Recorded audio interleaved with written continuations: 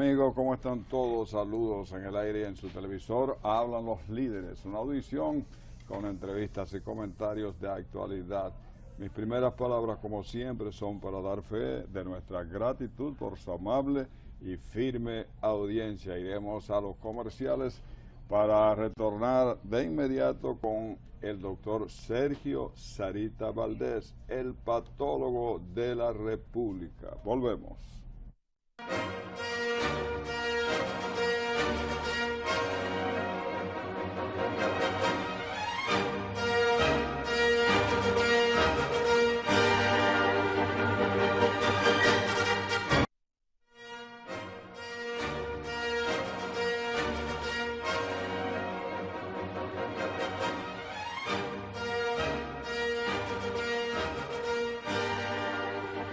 Bienvenido, doctor, ¿cómo está usted? Un placer estar de nuevo contigo en tu programa. El placer es mío en esta ocasión de navideña. Feliz Navidad, doctor. Igualmente Sí, para ti, toda la teleaudiencia sí, nacional e internacional. Claro. Doctor, feliz la ocasión para pasar revista a algunos acontecimientos de interés. A mí que sí que me gustaría que usted, en primer lugar, nos dijera cuáles son las cosas que más lo ha impresionado en este año, dentro de su mundo, de su carrera. El 2017, que está llegando a su postrimería, dejó como todo año sus cosas buenas y sus cosas malas. Yo creo que en términos generales, los efectos climáticos de estas dos tormentas ciclónicas que tuvimos, tocó todo, y especialmente afectó la salud de los y las dominicanas, que vivieron mucho angustia, sufrimiento. Todas las áreas costeras, área norte, el este del país se vio afectada, y obviamente las enfermedades ligadas a las lluvias pues alcanzaron niveles altos, verbigracia, la leptospirosis y los vectores que transmiten enfermedades como el mosquito que transmite el dengue, pues se multiplicaron en el año debido a las grandes lluvias y los efectos atmosféricos que le favorecieron. Pero qué cosas buenas tuvimos en el año 2017. Yo pienso que la población recibió más educación para manejar situaciones de desastre, y también las nuevas epidemias que han aparecido. Se vacunaron niñas contra el virus del papiloma humano. Eso es un logro interesantísimo que debemos aplaudir todos, porque va a llegar el momento que la República Dominicana se va a declarar en un territorio libre del cáncer del cérvix uterino, que ha sido la causa número 1 de muerte por cáncer en mujeres.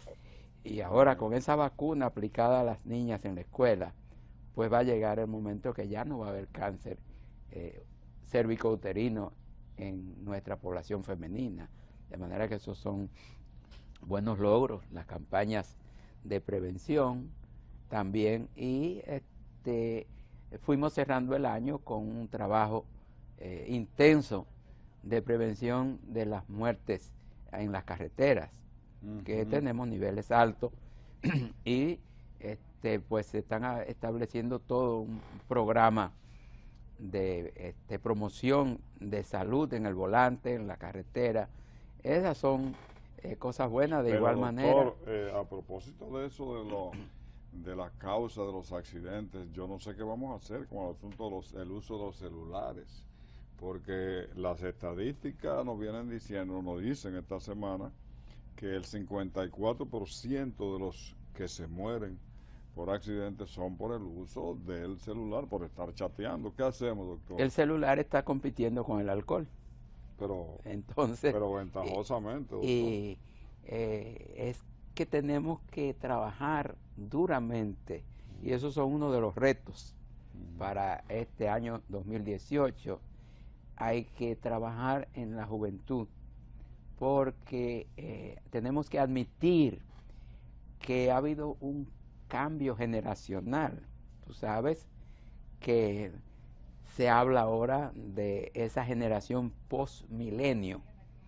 Se hablaba de generación milenio del 1980 al 2000, pero estamos en el 2018, ya llegando el 2018, y hay unos jovencitos, adolescentes, que nacieron después del 2000. Esta es la generación post-milenio, es una generación digital, es una generación que tenemos que entenderla, que ellos no conocen lo que había antes de la era digital, y todo de ello es comunicar a través del teléfono inteligente, y no hay ninguna actividad que no la relacionen ellos con eso de subir imágenes, mandar mensajes, y estar comunicando a través de las redes sociales. Pero hay que hacer un trabajo, doctor, con eso. Por eso es que hay que adentrarse sí, en esa cultura, sí, para llevarle los mensajes, pero a través de esa misma cultura, y hacerle ver a ellos el peligro de muerte al que se exponen por imprudencia, desconocimiento y a veces cargados por la emoción, porque ese es otro componente en el que tenemos que educar a nuestros jovencitos, de que no todo puede ser una respuesta emocional a los problemas que nos presenta la vida. Entonces el inmediatismo, lo de ahora y aquí, hay que enseñarle también que hay futuro. Doctor, yo lo sigo a usted en sus artículos en el periódico, y veo que una de sus preocupaciones se refieren a la mortalidad materna, a la muerte materna. Resulta que, bueno, desde siempre el problema de la maternidad fue un asunto serio, por eso se decía está en riesgo, y ese riesgo es riesgo de muerte, porque antes no existía la cesárea, no existía la sonografía, y entonces la mujer que caía en ese estado estaba en un verdadero riesgo. Ahora tenemos todo eso, y sin embargo seguimos teniendo muerte materna altísima, alta, y en uno de sus artículos leí que a noviembre tenemos ya 13 por encima de la cantidad del año pasado, de manera que vamos a terminar superando el 2016 en muerte materna. ¿Qué nos dice eso? ¿Qué estamos haciendo? Fíjate qué cosa, tú mencionaste una palabrita ahí que parecía como algo bueno, un logro. Mencionaste la palabra cesárea, ¿no? Ahora tenemos cesárea. Bueno, es importante saber que todo llevado al extremo hace daño. Todos los extremos son malos. Y precisamente en nuestro país están haciendo más cesáreas de la cuenta. Y la cesárea es una operación, es una intervención quirúrgica que también tiene sus riesgos. O sea, no podemos estar con lo de la cesárea complaciente, porque yo no quiero dar a luz por vía normal, yo quiero hacerme una cesárea. Eso no debe ser así. Es decir, la inmensa mayoría de los partos deben ser partos normales en donde el riesgo es mínimo. Sí, pero yo lo entiendo, pero fíjese. Te menciono eso porque es uno de los riesgos que ha aumentado la mortalidad materna. El aumento... Pero es por las infecciones, seguro. Pero estamos en los tiempos de los antibióticos, en la época de los antibióticos. Pero también, fíjate, vamos a hacer una cadena, vamos a tener que parar este asunto, porque el abuso de los antibióticos está trayendo bacterias resistentes a antibióticos que antes no se veía, porque aquí a cualquier gripecita le ponen antibióticos y eso a la gente, entonces eso crea resistencia. Los antibióticos son armas de doble filo. Si abusas de ellos, las bacterias aprenden a defenderse y después el antibiótico no le hace ni pío. Fíjate que esas bacterias que están en los hospitales, las infecciones llamadas nosocomiales, son difíciles de tratar, porque a esas bacterias, a esos microbios no le entran ni los tiros de la ametralladora, porque ellos se generaron en medio de una resistencia a los antibióticos. Pero bueno, no nos vamos a desviar del tema central, es cómo vamos nosotros a reducir de verdad la mortalidad materna y la mortalidad infantil en República Dominicana. Correcto. Porque es un problema complejo, y como problema complejo no se puede tratar con simpleza. Y digo, ¿por qué complejo? Porque tiene un componente que incluso ni siquiera es dominicano. nosotros tenemos una población haitiana en creciente hacia el país. Entonces vienen embarazadas al país que no han tenido los cuidados prenatales. Entonces vienen a parir, como dice uno, a dar a luz. Pero para dar a luz, previamente ha habido que tener 8 meses de chequeo.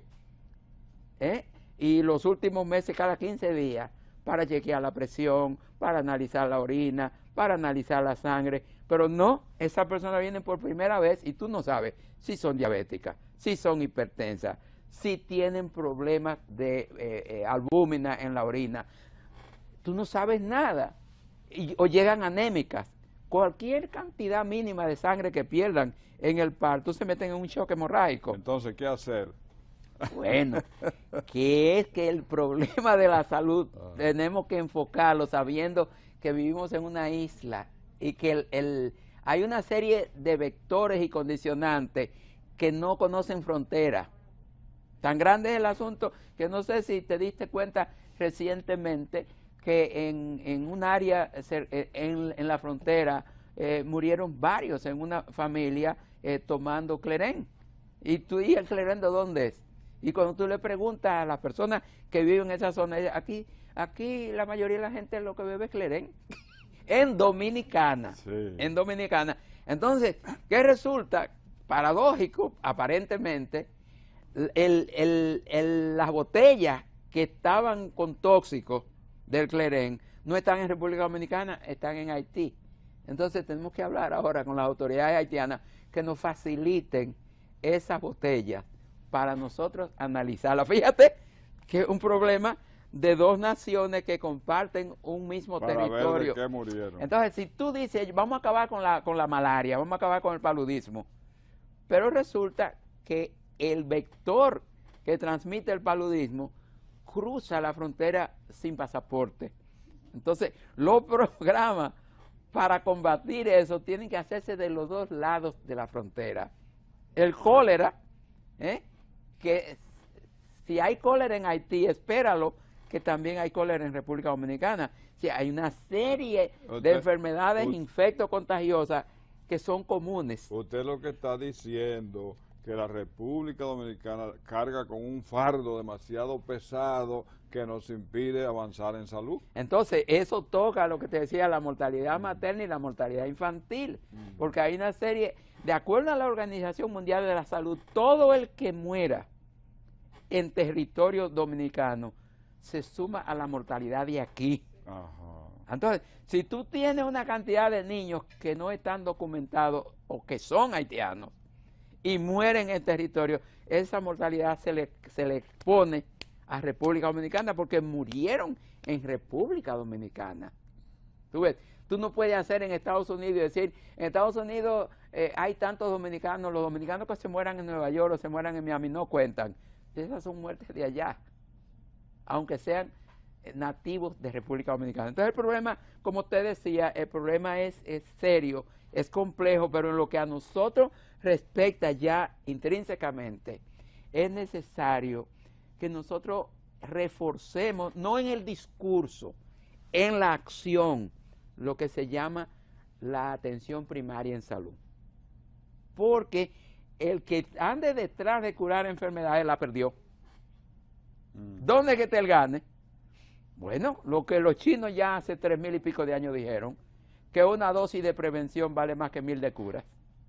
No es lo mismo que tú prevengas una enfermedad que tú trates la enfermedad. Bueno, usted eso lo ha tratado muchas veces, incluso le mandó en el mes de julio una comunicación a la ministra de Salud, haciendo una propuesta de cómo reducir y de cómo modificar y cómo impactar el sistema sanitario en la República Dominicana, que usted cree que está está mal, es que está desfasado. ¿Y qué le contestó? Cumplió su misión. ¿Y qué le contestó la ministra? Fíjate, es que el problema, te dije, es de infraestructura. Tú tienes que crear una infraestructura conjuntamente con una cultura.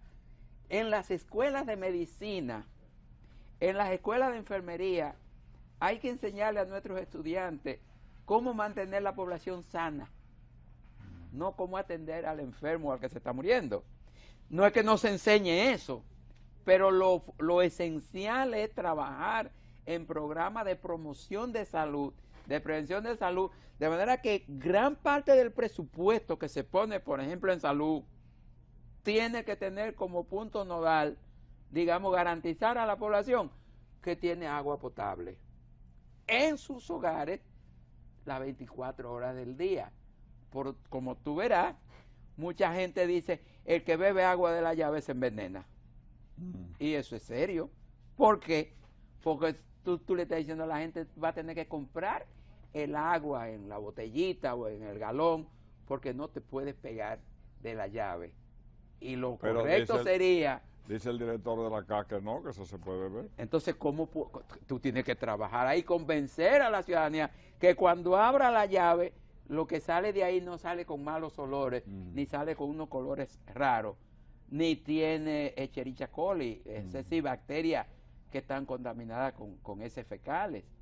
Pero tan grave es el asunto que entonces tú tienes gente inescrupulosa llenando los botellones por ahí sin que el agua realmente esté purificada, y esa agua cuando se le hacen cultivos resulta que tienen bacterias quizás más que la que baja por el sanitario. Entonces, empezando por el agua, garanticemos primero que nosotros establecemos una cultura del agua sana, que nosotros establecemos una garantía, por ejemplo, de que las personas que logran mantener los alimentos en la casa, no se le dañan los alimentos en la nevera, y para eso tú tienes que garantizarle la luz 24 horas, porque un apagón te aniquila, especialmente las carnes y la leche, los productos lácteos se desnaturalizan cuando le falta refrigeración. Doctor, usted ha patentizado la frase de que los muertos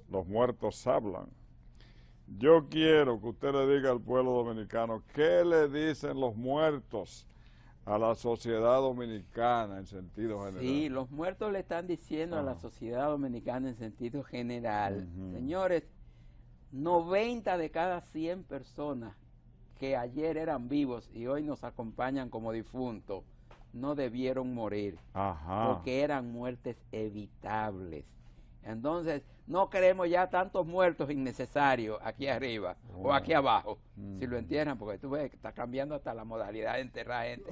Pero esos muertos nos están diciendo a nosotros que se fueron a destiempo, que se fueron bebés, que se fueron niños, que se fueron jovencitos, que la violencia ha alcanzado unos niveles que hay que bajarlo, hay que reducirlo, hay que enseñarle a la sociedad dominicana a vivir al estilo de ciudad, porque antes vivíamos al estilo de pueblo y al estilo de campo. Cambió eso. Entonces hay que aprender a ser tolerante, a convivir y no a vivir en pugna, agrediéndonos unos a los otros. Tenemos que aprender a vivir en sociedad. Eso nos dicen por un lado los muertos. También nos están diciendo los muertos, señores, hagan de su país un paraíso, porque todavía República Dominicana es salvable. No conviertan la salud en un negocio. Recuérdense lo que hizo Jesucristo, que fue al templo y fue con un látigo a sacar los mercaderes que habían hecho del templo un negocio. Y es lo que se está viendo en el campo de la salud. Ahora se está vendiendo la salud. Es decir, ahora si usted no tiene el bendito, los seguros esos de las compañías, usted se muere. Si usted va a una emergencia, lo primero que le preguntan, ¿dónde está el seguro? Entonces tenemos que luchar. Los muertos nos dicen, consigan un seguro universal y garantícenle a la población que no importa si es pobre, si es rico, si es acomodado, no es acomodado. En este territorio a quien se enferma se le atiende, con dinero o sin dinero. Los muertos dicen que sin dinero aquí aumenta el número de ellos, y ellos quieren que la atención a la salud sea una universalidad, porque todos nacimos para vivir, y no que unos cuantos son los que van a vivir y muchos los que van a dejar de existir. Hay demasiados muertos pobres. No es que digamos que se mueran los ricos, no, es que se reparta la torta mejor, dicen los muertos, que se distribuya el ingreso nacional más equitativamente para que el pan llegue a todos y no a unos cuantos en demasiado y a unos muchos con la boca esperando lo poquito que le dejan. Doctor, el Partido de la Liberación Dominicana acaba de cumplir 44 años y ya esos 44 ha ejercido el poder por más de 20. ¿Cuál es el balance en términos de salud que puede usted considerar como acerca de esos gobiernos del Partido de la Liberación Dominicana? Fíjate, de nuevo, hay que insistir en algo que decía Juan Bosch desde los años finales de los 60, conversando con Guarocuya Batista del Villar y unos más que le cuestionaban acerca de cómo veía él la salud cuando fuera gobierno, después de lo que ocurrió en el 63, y es la universalidad de las atenciones, pero fundamentalmente lo que te decía, atención primaria. Y que si una persona desarrolla cáncer, se le detecte temprano y se le trate, que no haya que salir a buscar una colecta, porque el tratamiento es caro y acaba con los ingresos de la familia y con los del vecino y con los de los que le queda al lado, porque salen caros. Entonces, en estos 20 años nosotros hemos agotado el modelo, nosotros hemos seguido el modelo curativo y asistencial, y hay que revertir eso, hay que invertir más en promoción, en atención primaria, en diagnóstico temprano, y hay que hacer hincapié en tratar las enfermedades que son más comunes, no las raras, las que son más comunes, es decir, la alta presión, que está matando gente. Aquí más de la tercera parte de la población dominicana adulta es hipertensa. Diabetes, más del 10% de la población general es diabética. Entonces, la hipertensión arterial, la diabetes, y ahora agregamos un elemento más increíble, la obesidad. Es decir, el dominicano está haciéndose cada vez más sedentario, está menos activo. Y comiendo más. Entonces está engordando, está ganando peso, está comiendo con demasiado sal y grasa, y eso está afectando el corazón. Y yo te puedo decir que esos muertos nos están diciendo a nosotros, 60% de las muertes en adultos súbitas son problemas cardíacos porque tienen las coronarias llenas de grasa, tapadas, y no se ejercitan, y tienen la presión alta, y otros son diabéticos y no lo saben. Entonces, tenemos que tener un stock, una cantidad de medicamentos básicos asequibles para esos hipertensos y chequearlos, que no saben que son hipertensos, detectarlos, ponerlos a dieta y decirles, hey, tú eres hipertenso, pero tú no tienes ninguna complicación. Ahora, te vamos a poner en un plan dietético de ejercicio, un cambio de hábito de vida, y tú vas a vivir como el que no es hipertenso. Los muertos nos dicen eso, y hay que oírlo. Hay que oírlo para seguir viviendo. Gracias, doctor. Ha sido un placer, siempre interesante hablar con usted. Amigos, no se vayan porque volvemos con otro invitado. Gracias, doctor Sarita Valdés. Placer de nuevo. Sí.